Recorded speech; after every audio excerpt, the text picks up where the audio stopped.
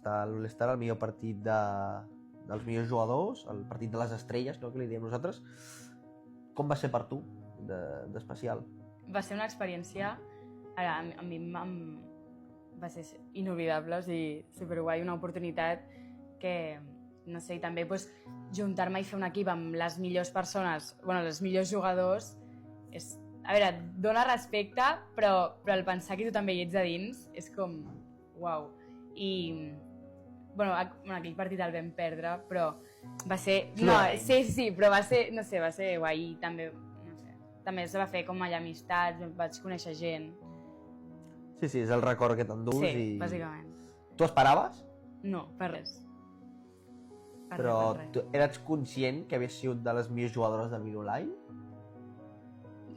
Sí, es podria dir que sí.